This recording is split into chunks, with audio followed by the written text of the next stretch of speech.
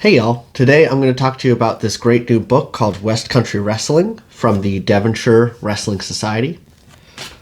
The Devonshire Wrestling Society is a martial arts training space and kind of a historical research project.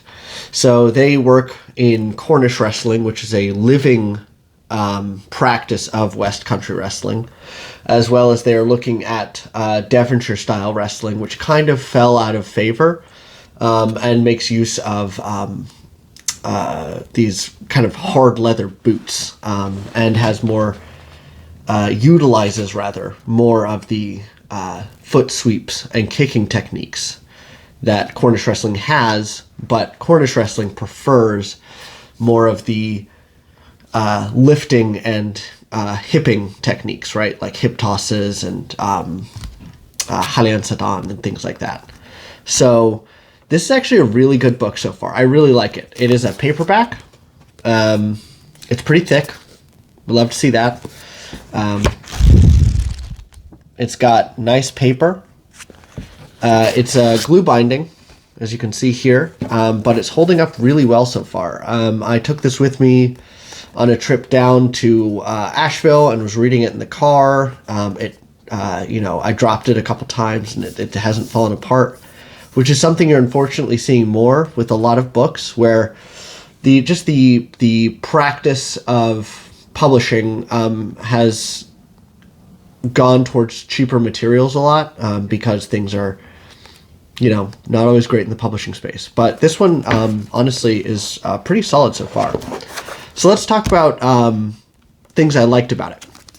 So one thing I really like is that they have a really solid foreword discussing kind of the history of West Country wrestling and also the requirements of their school, kind of what they're seeking to do. And seeing that helps you understand what the point of this book is, what biases the authors may have, and helps you kind of view this in a broader historical lens, which is really important for books like that, right? So it's a pretty sweet, solid table of contents. Everything looks good there. I'm going to move on to a small section here. Here they're just talking about like the way the jackets evolved over time, which I thought was pretty clever, and they did a really good job of describing it. Let's get to the boop boop. Yeah, here we go. All right. So one thing I really do like is that they have comparative studies of the principles, and that they are seeking to employ in their research, and places where you can find it. And I thought they did just a really great job laying everything out. It's really beautifully done. It's concise and it's easy to read. I thought that was great. Kind of a con is that their art is only so-so. But even though it's not the best art in the world, you can see what they're doing, right? So, compared to some of the earlier prints that they've added back into the book, you can see, it's still very clearly drawn out, and it shows you a lot of the details that I think other books probably would be missing on something as unfortunately niche as West Country wrestling, right?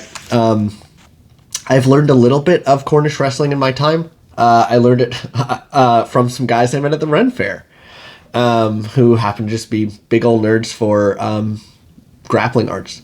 And it's a super cool system. I really like it, and I look forward to learning more about the Devonshire method as well.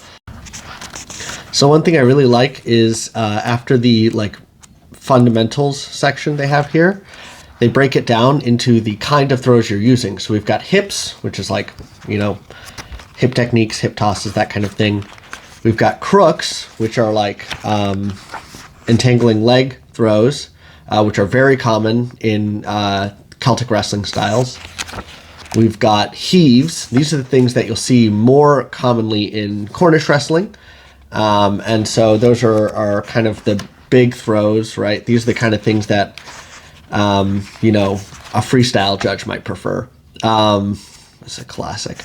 And then we have kicks and trips. And so this is something that all the Celtic wrestling styles have, and you might see more commonly in something like collar and elbow or Devonshire. So I really like the way that they've laid this out, and they do just such a good job of kind of balancing the illustrations and the art. And they do a great job of citing sources. This is a living tradition that they're pursuing, but they want to show, right,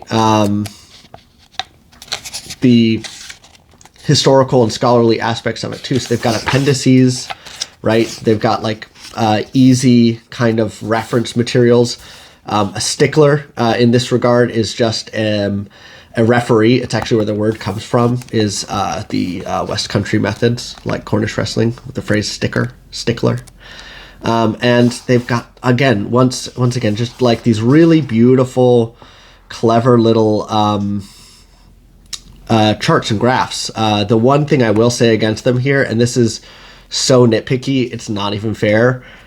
Sometimes they've had trouble keeping the text in one page for each layer of the for each row of the tables, and that honestly is totally fine. That's one of the most annoying things that you'll see as like a designer or an editor in books, is those little orphans. You're just like, gosh dang, how do I get rid of those? Sometimes you don't, because sometimes it's just easier to just let your reader keep reading than worry about comprehension in those pages. You can overcomplicate things. So I don't blame them for that, but it is something that I always see and I go, oh, but that's just the way it is when you're publishing a book, right? Once again, a glossary with dialect terms, which I love, because obviously in the West Country we have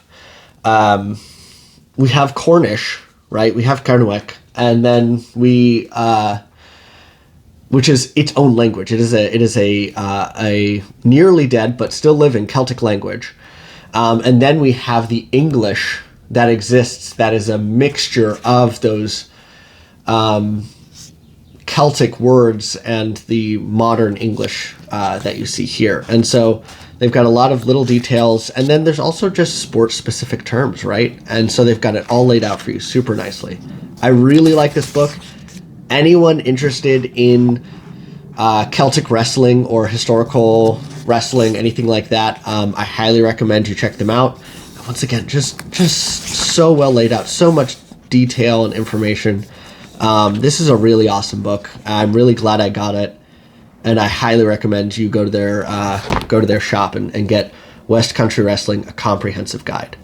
They have a smaller reference material that's just like the throws and the basics. That's for kind of a quick reference. That one's great too. But if you want something that's just like one and done, the biggest, like densest reference you can find, this is the one.